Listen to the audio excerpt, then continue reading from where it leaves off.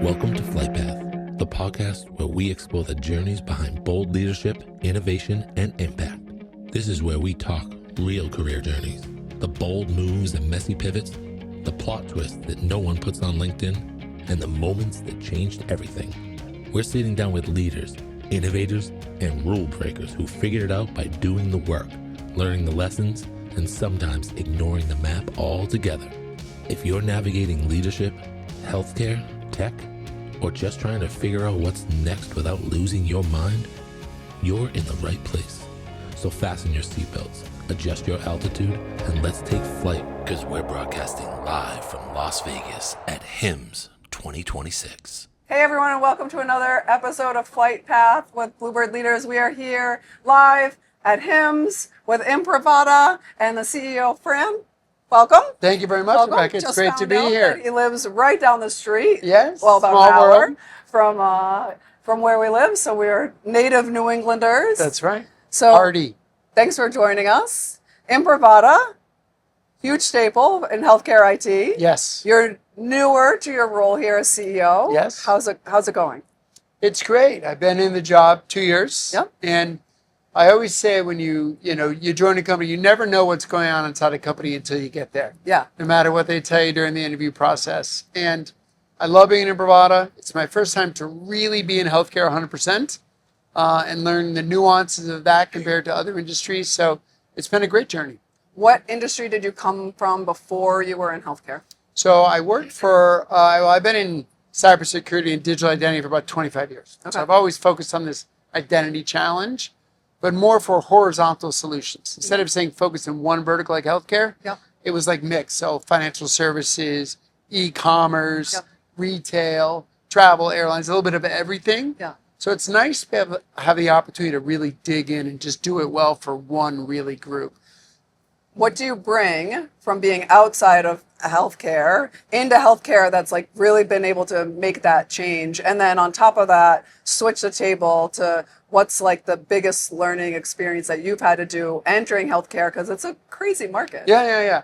I think that, what I bring a lot, besides energy and passion and love of culture and winning and all those things, is that access management, which is what Imprivata does. Yep. So our core mission is to make it simple and safe for clinicians to access information every day.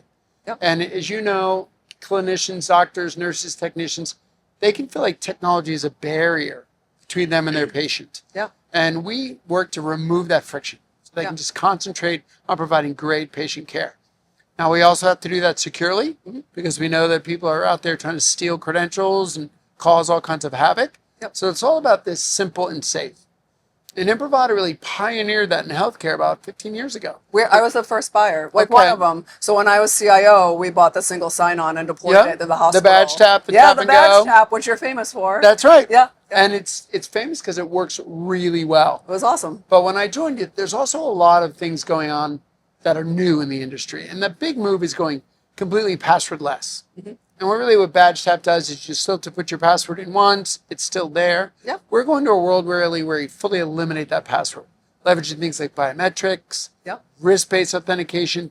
There are a lot of modern, cool things going on in identity and access that we can complement with that really strong foundation of tap and go. Right. I love, forgetting what it's called, but the TSA security, I don't have to do anything. I just show up, show my face, and they just send me on my TSA, way. that's exactly right. There's no license, shoes off. Like, it's wonderful. We're bringing that same I love it. kind of ease of access to healthcare on top of that foundation. But also, just like with the TSA, we also have to make sure we really do know who you are. Yeah. And that you're not a false actor Right. who's trying to break into that system. Yeah. All that security has to happen behind the scenes, and you just feel the ease of flowing right in. Yeah, we've seen the movies where they have the false face or the Yes. false fingerprint. And so how are you easing the teams of healthcare leadership to adopt to the new biometrics and their worry about the security? Yeah, I think a lot of it is being transparent and open. So, we take privacy and security very seriously. And so we designed an encryption program, a data storage program, a backup program that we think is really one of the best in the industry. And so what we do is we share it. We have a white paper on Imprivata.com that explains how we protect and we secure. They can hand it to their CISOs. They can ask us questions, and it's all about that sharing. Sometimes we hear suggestions. Well, this could make it better. Great, let's do that. So I think it's all about being really transparent and letting best ideas win. And that's really how they've gotten comfortable. Yeah. It's one thing in the US, it's even harder in Europe, right? Where there's even a lot more concern about privacy.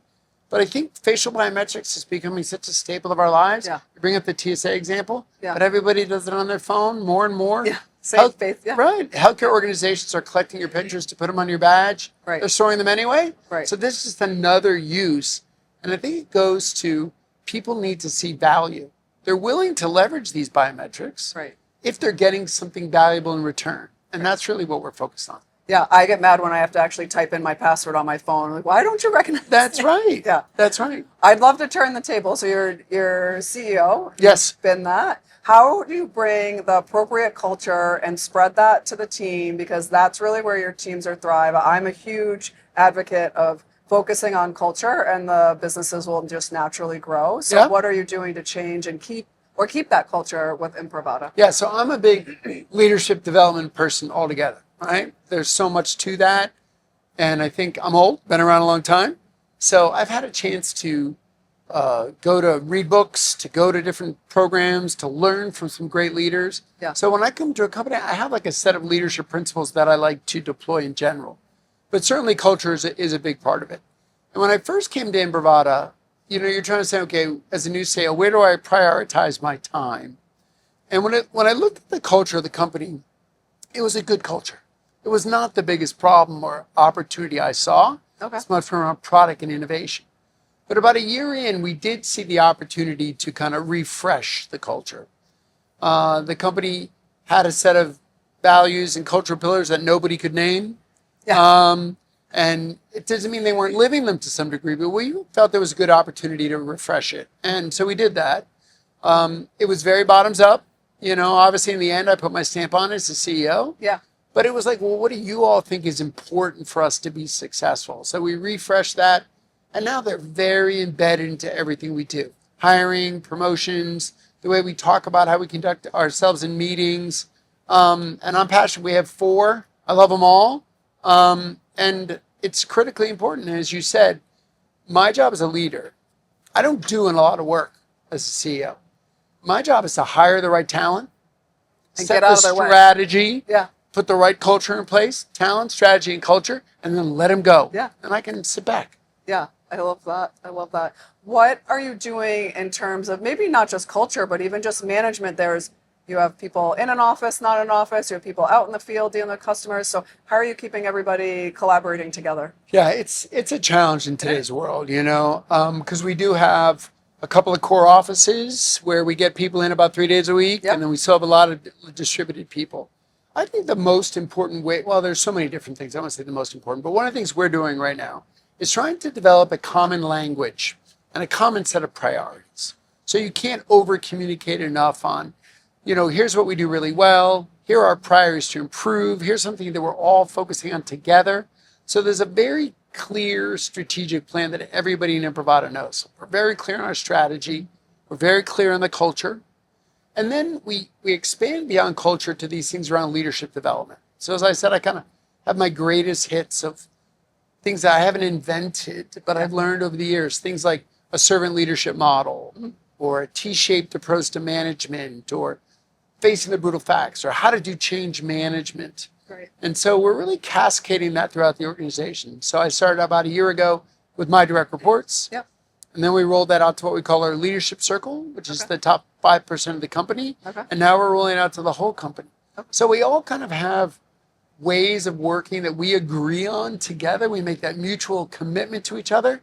And I think that's what binds the teams that are so disparate and separate, and helps us move forward and execute faster in the market. What are some of the top priorities, projects that you're allowed to share? I'm sure Sure. you have confidential, that you're bringing 2026, 2027 that might, get the customers excited. Sure. So I think passwordless is definitely a huge one, right? Where we've shown here our booth at HIMSS. Yeah. It's still relatively new, but this ability to go facial and eliminate all of those passwords, that's a huge one for us. Yeah. I think another one for us is mobile.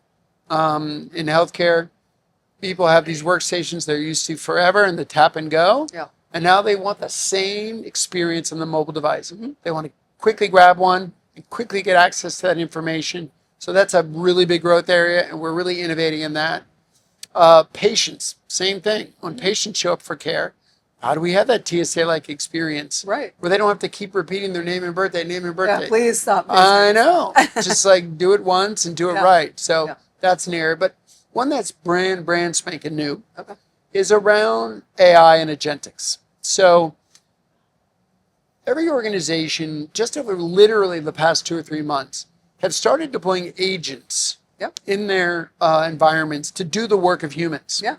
And in healthcare, that's really important because you can have an agent who goes through a doctor's inbox and identifies urgent things from less urgent things and actually helps potentially process prescriptions. And so all these agents are proliferating, but yet there's so little control been put in place. It's almost gotten out fast.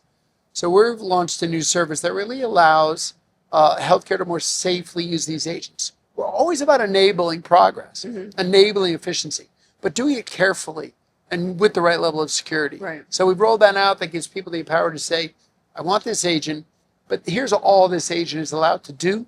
Right. Here's who they're doing on behalf of. Lock it down. Auditing all of it so we can say back if something happens, we know how it happened. So that's brand spanking new and really exciting. That's awesome. Yeah, I can't wait to see what happens and, hear like how it goes a couple of years from now. AI, it's all, it's so much what we think about. And not only from a company, but from a culture and a country and jobs in the future. It's a crazy time. So pivot over. Sure. You all support Bluebird Leaders. Yes. Jen Ryan is one of your staff. She's a huge advocate, also local New Englander. So yes. Why support Bluebird Leaders?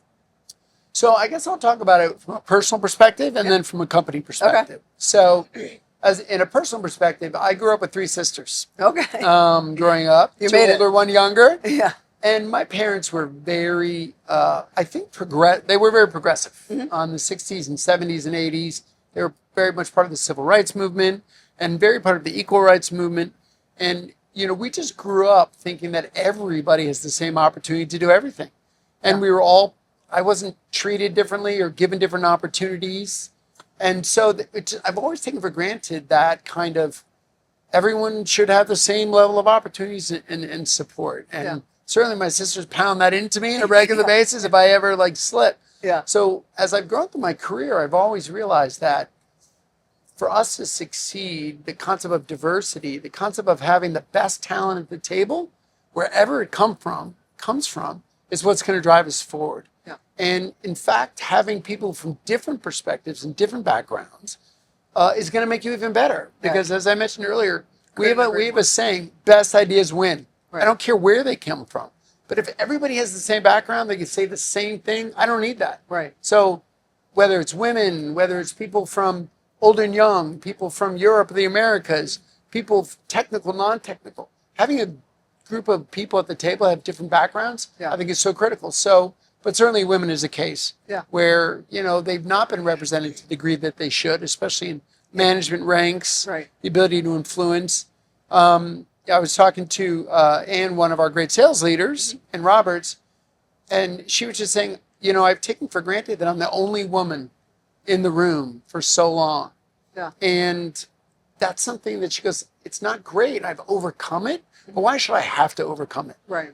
And so I think creating an environment where women feel really comfortable to be themselves and really comfortable as an equal player at value is critical. And what you guys are doing with Bluebirds helps that. And so we love it and we're going to keep supporting it. I love it. Thank you so much for your time today. Thank you, it's Rebecca. been a pleasure. And I love hearing what you guys are doing, especially as a previous customer years ago. So it's been really wonderful to watch your journey. Well, thanks for having me. Thank you. Thanks for all the work you do. Thank you. Thanks.